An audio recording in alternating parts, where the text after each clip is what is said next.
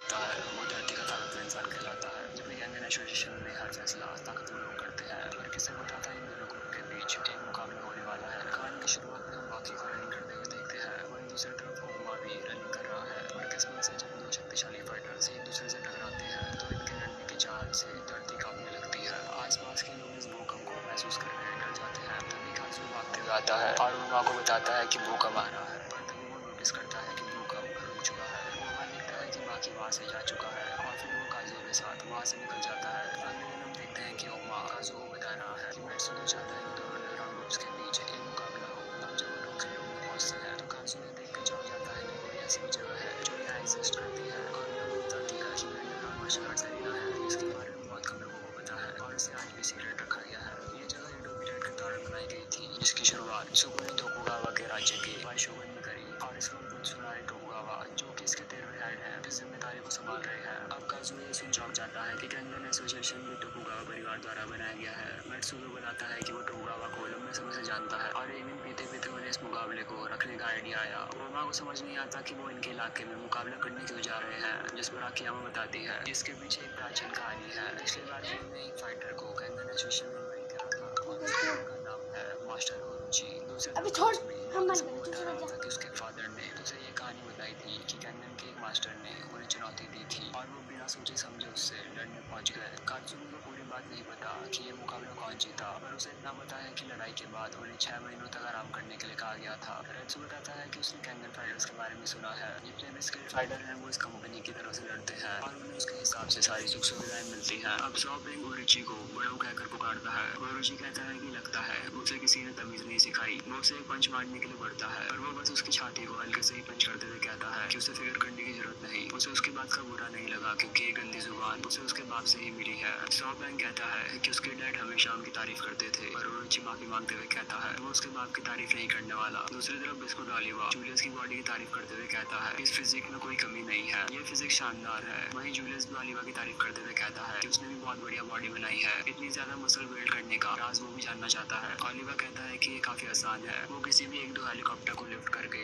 इतनी muscle grow कर सकता है। ये सुन जूलियस चौंक जाता है। फिर ऑलिवा पूछता है कि उसकी फिजिक का क्या राज है। जूलियस बताता है कि वो रोज फार्मूला 1 कार से रेसिस्टेंस ट्रेनिंग करता है जो कि काफी आसान है। ये सुन ऑलिवा के भी होश उड़ जाते हैं। दोनों जिम को एक दूसरे की मसल्स की तारीफ करने के बाद कहते हैं कि वो एक दूसरे का वर्कआउट रूटीन जरूर ट्राई करेंगे। दूसरी तरफ कैंगन्स के फाइटर्स और अंडरग्राउंड फाइटर्स एक दूसरे को ऐसे घूर रहे थे जैसे कि वो एक दूसरे को कच्चा चबा जाएंगे। अब मैत्सुको और तोकुगावा रूल समझाते हुए बताते हैं कि इस फाइट में पुराने नियम फॉलो किए जाएंगे जिसमें किसी भी हथियार का इस्तेमाल नहीं होगा और जो फाइटर आखिर तक टिका रहेगा वही विजेता होगा। वो दोनों पहले ही फैसला कर चुके हैं कि कौन सा फाइटर किस फाइटर से लड़ेगा और वो चाहते हैं कि वो ऐसा शानदार मुकाबला करें जिसे जिंदगी भर याद रखा जाए। आकियामा देखती है कि ओमा यहाँ मौजूद नहीं है। काजुओ बताता है कि उसने कहा था कि वो कुछ समय और वार्म अप करना चाहता है। अब हम ओमा को वार्म अप करते हुए देखते हैं और उसे समझ आ गया है कि उसका अपोनेंट कौन होगा। दूसरी तरफ बाकी भी अपने हैंडस्टैंड वर्कआउट कर रहा है। अब एरिना में कैंगन की तरफ से म्यांमार का पहला फाइटर शॉपिंग आता है जिसकी हाइट 6 फीट और वजन 87 किलो है और उसके खिलाफ एरिना में उतरता है अंडरग्राउंड एरिना का फाइटर हानियामा जिसकी हाइट है 6 फीट 3 इंच और उसका वजन है 166 किलो। अब मुकाबला शुरू होता है और शॉपिंग तेजी से हानियामा पे मुक्कों की बारिश कर देता है लेकिन हानियामा पे इसका कोई असर नहीं होता। वो एक पंच मार के शॉपिंग को दूर उड़ा देता है। कैंगन फाइटर हानियामा की ऐसी ताकत देख चौंक जाते हैं। बस वो सोचता है कि वो कैसी ट्रेनिंग करता होगा। उसका साथी बताता है कि उसने सुना है कि हानियामा आज तक किसी भी तरह की कोई ट्रेनिंग नहीं ली है और ये एक असली मॉन्स्टर है जिसे हरा पाना मुश्किल है। इसकी ताकत नेचुरल है और आज तक इसने जितनी भी अंडरग्राउंड फाइट लड़ी है उन्हें इसने बस अपनी ताकत के बल पर जीता है और तभी यहाँ पे सब लोग हानियामा के नाम से कांपते हैं। अब हानियामा तोकुगावा की तरफ देखता है और हम पास में देखते हैं जहाँ तोकुगावा हानियामा को बताता है कि बड़े समय बाद उसकी टक्कर का कोई फाइटर मिला है, क्या वो उसके साथ लड़ना चाहेगा, जिस पर हानियामा फाइट के लिए मान जाता है। अब प्रेजेंट में शॉपिंग एक्साइटमेंट में खड़ा हो जाता है और हानियामा की तारीफ करते हुए कहता है कि उसका पंच काफी ताकतवर है और मन में वो सोचता है कि चौकन न होने के बाद भी उसने उसे हवा में कैसे उड़ा दिया। अब हानियामा सीरियस होता है और अपने कपड़े फाड़ देता है। कैंगन की टीम उसके विशाल बैग के टैटू को देख चौंक जाते हैं और रेत्सु बताता है कि अब असली लड़ाई शुरू होने वाली है। हानियामा हानियामा अपने पोज में खड़ा होता है और उसे हमला करने के लिए कहता है। सॉ पैंग बिना देर करे तेजी से उसे मारने दौड़ता है, पर हानियामा एक जोरदार पंच मार उसे पीछे धकेल देता है। सॉ पैंग फिर भी नहीं रुकता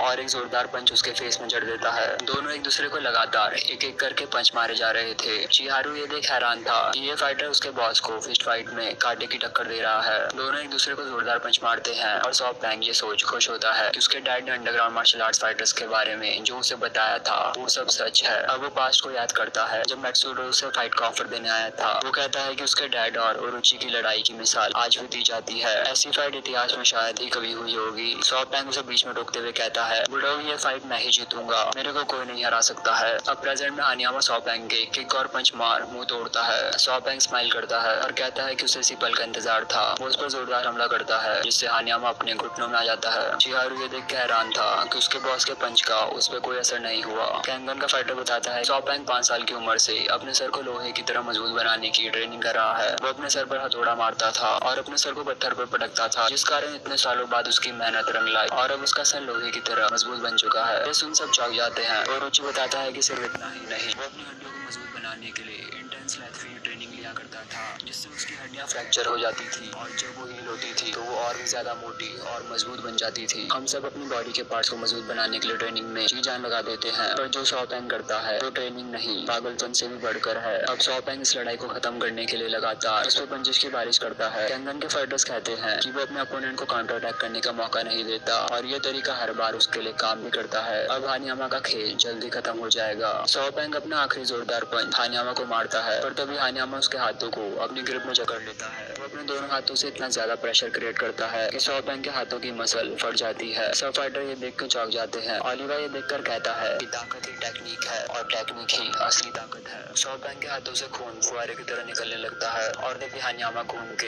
एक जोरदार पंच उसके मुंह में जड़ डालता है, जिससे सॉ पैंग उड़ते हुए एरिना की बाउंड्री में जा गिरता है। कैंगन के फाइटर्स को लगता है कि उसका खेल समाप्त हो चुका है, और तभी सॉ पैंग उठ खड़ा होता है और लड़खड़ाते हुए हानियामा की तरफ बढ़ने लगता है। हानियामा पूछता है कि क्या वो अभी भी लड़ना चाहता है, जिस पर सॉ पैंग मुस्कुराता है। कैंगन के फाइटर को डाउट होता है कि ऐसी हालत में वो कैसे लड़ पाएगा। सॉ पैंग सोचता है कि ये मुकाबला उसके लिए जीतने से कहीं ज्यादा बढ़कर है और वो इतनी आसानी से हार नहीं मानने वाला। वो अपनी आखिरी सांस तक उससे लड़ता रहेगा। जैसे ही हानियामा उसे पंच मारने के लिए बढ़ता है तभी सॉ पैंग अपना सर हानियामा के पंच में दे मारता है। सब ये देख के चौंक जाते हैं कि हानियामा के हाथों की उंगलियां टूट चुकी हैं, पर तभी हानियामा पूरी जान लगा के अपनी टूटी उंगलियों को फिस्ट में बदल देता है। सब ये देख के हैरान होते हैं कि ऐसा सिर्फ एक मास्टर ही कर सकता है। अब हानियामा अपनी टूटी फिस्ट से एक जोरदार हमला करता है, वहीं सॉ पैंग अपने लोहे जैसे सर से उसकी फिस्ट में अपना सर मारता है। सब ये देख के चौंक जाते हैं, ये रुकने का नाम नहीं ले रहे और लगातार एक दूसरे पर इसी तरह हमला किए जा रहे हैं। सॉ पैंग का सर खून से लथपथ हो जाता है और हानियामा उसके मुंह को तोड़कर उसे दूर उड़ा देता है। जनता को इस फाइट का विजेता मिल चुका है। रेत्सु बताता है कि हानियामा के पंच से उसका दिमाग पूरी तरह हिल चुका होगा, जिस पर काकू कहता है कि अपने सर को लोहे जितना मजबूत बनाने की कोई कितनी भी ट्रेनिंग क्यों न कर ले, वो हानियामा के सामने कभी नहीं टिक सकता। तभी अचानक सॉ पैंग खड़ा हो जाता है और चिल्लाते हुए हानियामा को मारने दौड़ता है, और हानियामा तुरंत ही उसे धूल चटा देता है। इस फाइट को जीतने के बाद हानियामा सॉ पैंग को कहता है कि उसने उसे कांटे की टक्कर दी है, और ये कहकर वो वहाँ से चला जाता है। चिहारू एक्साइटेड होते हुए कहता है उसके बॉस ने एक बार फिर दिखा दिया कि असली मर्द कभी हार नहीं मानता। ये फाइट देखकर सभी कैंगन फाइटर्स लड़ने के लिए और भी ज्यादा उत्सुक हो जाते हैं। तभी उनकी नजर दूसरी तरफ जाती है जहाँ पर ओलिवा और जूलियस आपस में बहस कर रहे हैं। ओलिवा कहता है कि उसने ये नहीं कहा कि उसकी फिजिक अच्छी नहीं है, पर उसकी थाई मसल अच्छे से डेवलप नहीं हुई है, जिस वजह से उसकी चार्म मिसिंग है। इसका मतलब वो लड़कियों के बीच कभी फेमस नहीं हो पाएगा। जूलियस ये सुन हैरान होता है और वो बोलता है कि तुम ये मत कहना कि तुमने ये मसल लड़कियों की वजह से बनाए हैं। ओलिवा भड़क जाता है और कहता है कि क्या तुम्हें कोई दिक्कत है। दोनों जम्बरोस अपनी बाजुओं की ताकत आजमाने के लिए पंजा लड़ाने का फैसला करते हैं। अपनी ताकत का शो ऑफ करने के दौरान शिबुकावा वहां आकर उन्हें घुमाकर पटक डालता है। अब ओमा देरी से आने के लिए काजुओ से माफी मांगता है। काजुओ कहता है कि उसने पहला मैच मिस कर दिया, जिस पर ओमा बताता है कि उसने मैच स्क्रीन पर देख लिया था और अब उसे भी जी जान लगाकर मैच लड़ना होगा। तभी उसकी नजर बाकी पड़ जाती है जो कि उसे घूर रहा था,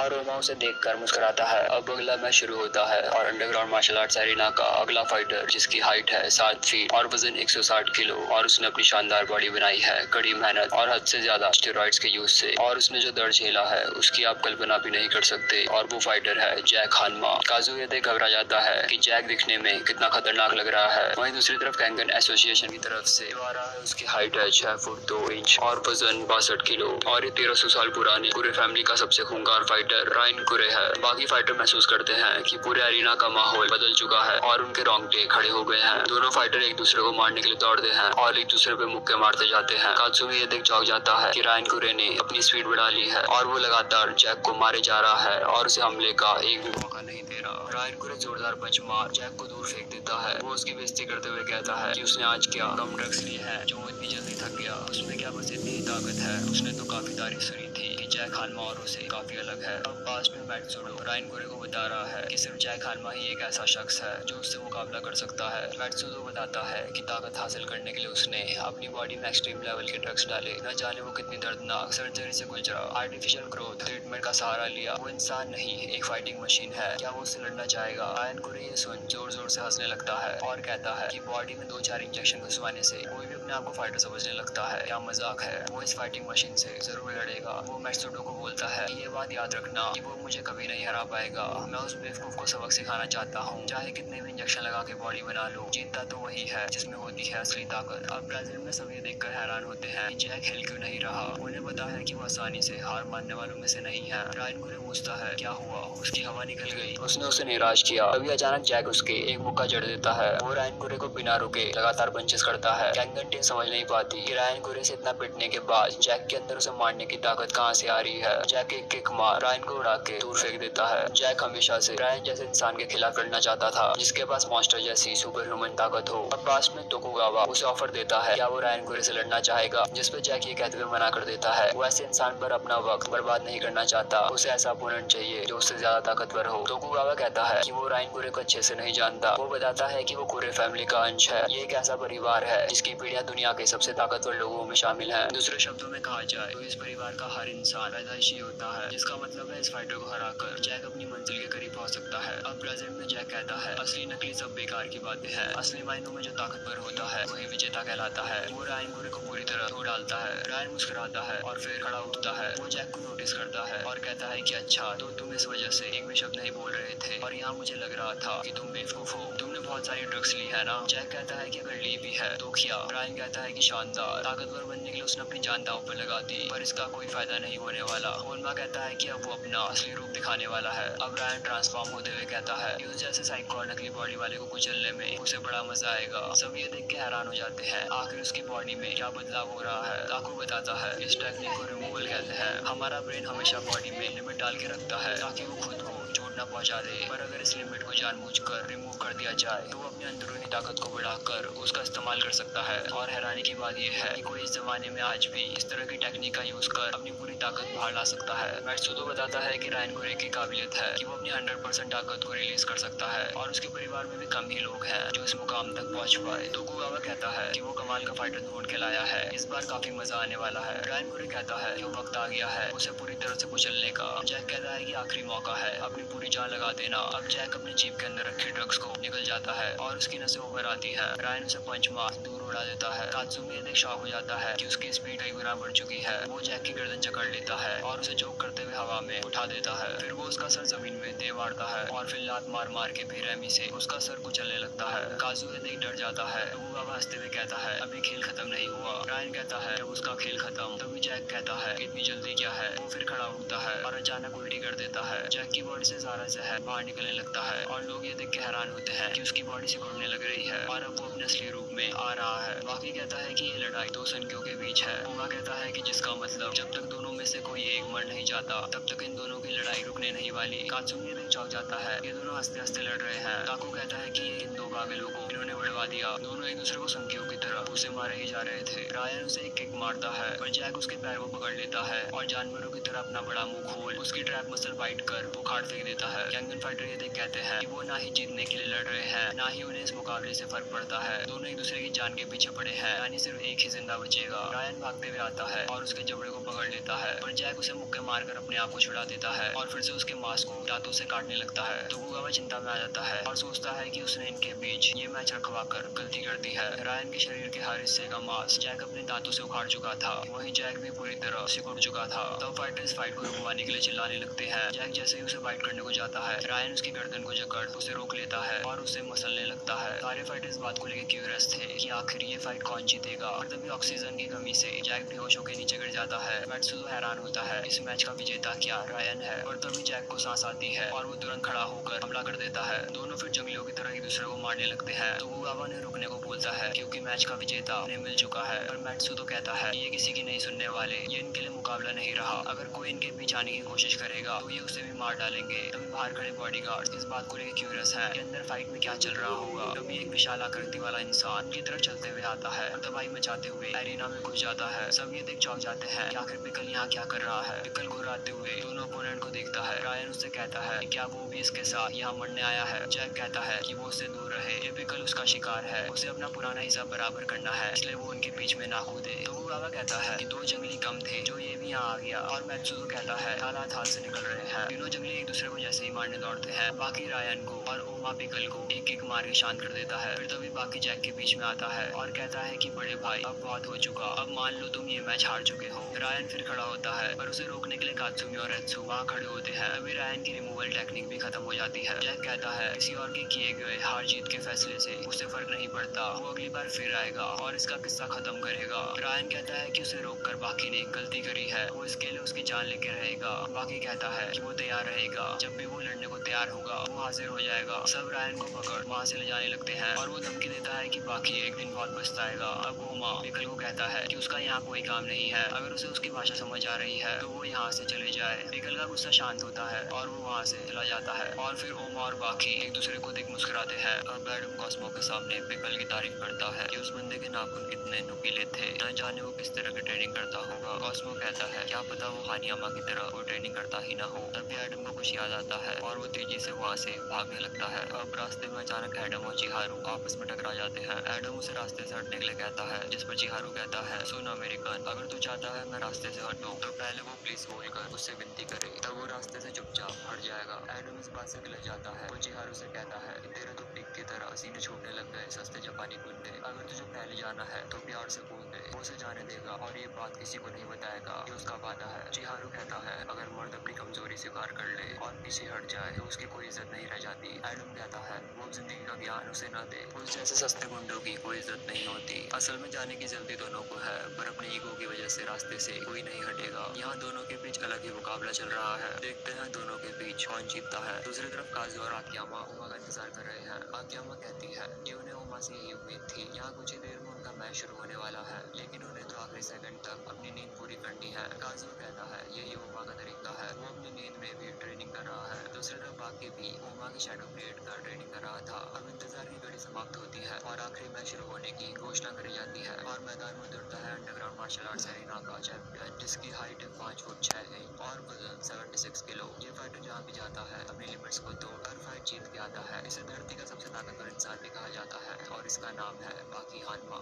और इसका अपोनेंट जिसकी हाइट है 6 फीट और वजन 84 किलो। इसकी लड़ने की स्ट्रेटेजी लाजवाब है और ये यहाँ सबसे ताकतवर इंसान बनने आया है और इसे पूरा भरोसा है आज ये अपना गोल हासिल करके ही रहेगा। इसे आशुरा के नाम से भी जाना जाता है और इसका नाम है ओमा डोगिटा। अब बाकी कहता है उसे पहले ही नजर में एहसास हो गया था ये दिन जरूर आएगा और कहीं ना कहीं उसके अंदर भी उससे लड़ने की चाह थी। ओमा कहता है कि उसे भी बाकी को देखकर यही ख्याल आया था। अब आखिरी मुकाबला शुरू किया जाता है और दोनों फाइटर्स एक दूसरे को परखने लगते हैं। कैंगन फाइटर सोचते हैं कि पहला दाव कौन चलेगा। ओमा सोचता है कि अब उसे ही पहला मूव चलना होगा। जैसे ही वो हमला करने की सोच ही रहा था, इतने में बाकी तुरंत उसको मार के गिरा देता है। सब ये देख के चौंक जाते हैं, उन्हें समझ नहीं आता कि आखिर हुआ क्या। कॉस्मो हैरत में आता है कि 0.5 सेकंड की स्पीड से बाकी ने अटैक किया। उसे यकीन नहीं होता कि कोई उसके अलावा भी टाइम जोन यूज करना जानता है, यानी ये फाइट ओमा के लिए काफी मुश्किल होने वाली है। अब ओमा खड़ा होता है, तभी काजू चिल्लाकर ओमा को सावधान होने के लिए कहता है। तभी अचानक उसके चेहरे पर बाकी की जोरदार हिट पड़ती है। कैंगन फाइटर चौंक जाते हैं कि उसके उठते ही उसने अचानक उसे किक मार डाली। तभी कात्सुमी ये देख के हैरान होता है कि बाकी को जबरदस्त चोट लगी है। कॉस्मो बताता है कि निको स्टाइल का एडमेंटेन फॉर्म इंडिस्ट्रक्टेबल है, इस टेक्निक से आप अपनी किसी भी एक बॉडी पार्ट की मसल को टाइट कर सकते हैं ताकि उस बॉडी पार्ट पे किसी भी हमले का कोई असर न हो।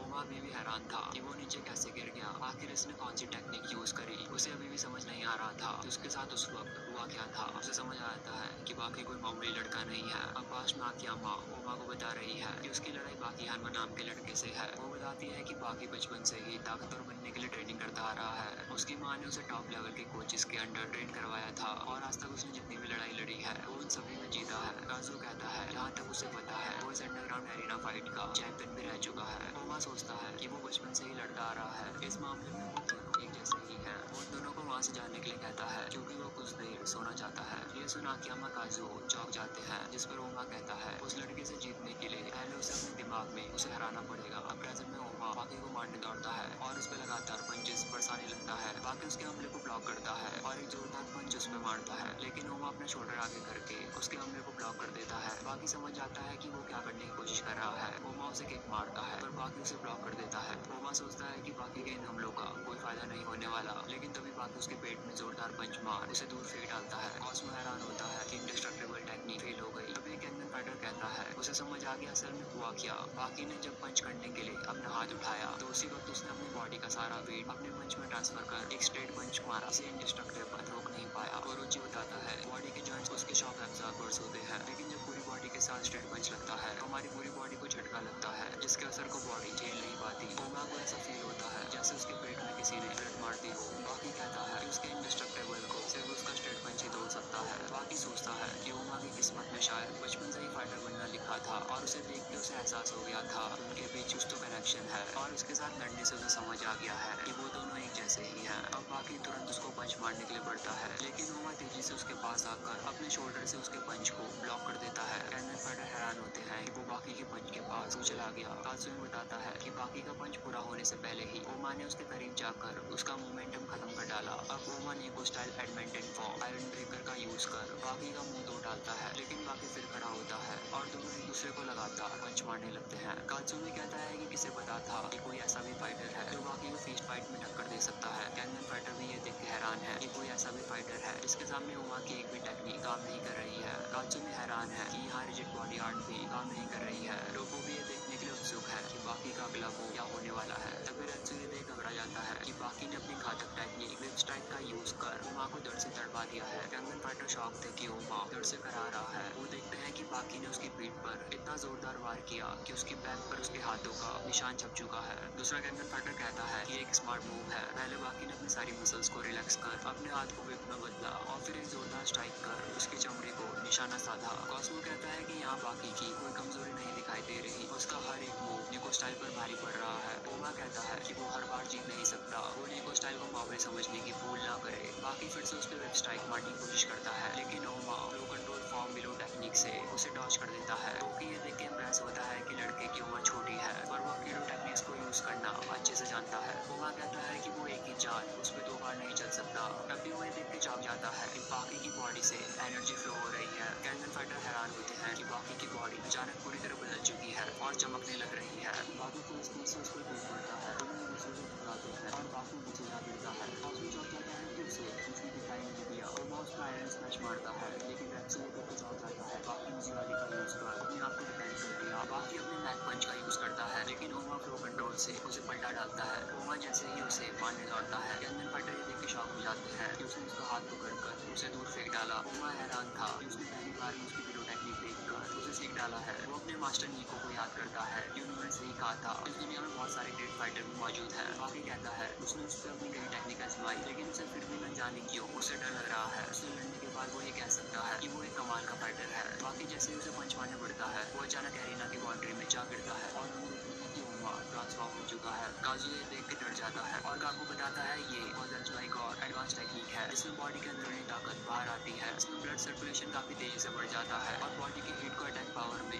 कन्वर्ट किया जाता है, लेकिन इसके कारण बॉडी में ब्लड प्रेशर 5 गुना बढ़ जाता है, जिससे ये टेक्निक खुद को भी नुकसान पहुंचा सकती है। बाकी फिर खड़ा हो जाता है और कैंगन फाइटर ये देख के चौंक जाते हैं कि उसकी पीठ पर डीमन का फेस बन चुका है। टोकुगावा मेत्सुजो से कहता है कि उन्हें जल्दी इस फाइट का विजेता मिलने वाला है। दोनों अपनी पूरी पावर से एक दूसरे को तोड़ने लगते हैं, साथ ही वो हर एक हमले को एंजॉय भी कर रहे हैं। उनके शरीर से खून मानो ऐसे बह रहा था जैसे ये खुशी का लाल रंग हो। ओलिवा ये देख पूरी तरह एक्साइटेड था कि ये एक असली फाइट है। रेत्सु कहता है शानदार, ये दोनों अब असली में अपनी पूरी ताकत आजमा रहे हैं। ओमा अब ये समझ चुका था कि आज से पहले बाकी जितने भी फाइटर से लड़ा होगा वो कितने महान होंगे और उन्होंने ही आज इसे इस लायक बनाया है। बाकी भी ऐसा महसूस कर रहा है जैसे वो अपनी जिंदगी की सारी लड़ाइयाँ फिर से एक साथ लड़ रहा है। दोनों एक साथ जमीन में गिर जाते हैं। ओमा अपनी नॉर्मल फॉर्म में वापस लौट आता है। बाकी भी पूरी तरह थक चुका है। तभी उसे कुछ एहसास होता है। शिशु को भी अचानक एक अजीब सा डरावना एहसास होता है। तभी बाहर खड़ा बॉडीगार्ड डर से भर जाता है और कहता है कि वो आ रहा है। नहीं, वो आ चुका। अचानक सब ये देख के चौंक जाते हैं कि एरिना में यूजिरो हनमा आ चुका है। यूजिरो ओमा से कहता है, अच्छा तुम ही हो जिससे निको स्टाइल की सारी टेक्निक्स विरासत में मिली है। वो उसे लड़ने के लिए चुनौती देता है। तभी बाकी कहता है, रुक जाइए डैड, अभी तो लड़ाई में मजा आने लगा था। यूजिरो कहता है वो भी मजे लेना चाहता है, इसलिए तो वो यहाँ आया है। ओमा की आंखें फटी की फटी रह जाती हैं कि बाकी दुनिया के सबसे ताकतवर इंसान का बेटा है। बाकी अपने फादर को दफा होने के लिए कहता है। ओमा भी कहता है कि ये फाइट बाकी और उसके बीच है, इसलिए वो उनके बीच में आने की हिम्मत ना करे। तभी एरिना की तरफ एक ताकतवर इंसान बढ़ते हुए आ रहा था। यूजिरो से देख के कहता है, अच्छा तो तुम भी यही हो। कॉस्मो ये देख के चौंक जाता है। ये फाइटर और कोई नहीं, कुरोकी गेंसाई है। कुरोकी यूजिरो को देख कहता है कि अच्छा तो वो तुम हो जिसकी वजह से माहौल इतना बिगड़ा हुआ है। यूजिरो कहता है, अच्छा तो तुम हो डेविल लांस के नाम से जाने जाने वाले फाइटर। उसने भी उसके बारे में कई अफवाह सुनी है। ताकू कहता है कि किसे पता था जिन दो लोगों की ताकत की मिसाल दी जाती है वही आज एक दूसरे के सामने खड़े होंगे। कुरोकी यूजिरो से कहता है, तुमसे बेहतर कोई अपोनेंट नहीं है जिस पे मैं अपनी ताकत आजमा सकता हूँ। दोनों एक दूसरे को घूरते हैं। तभी बाकी ओमा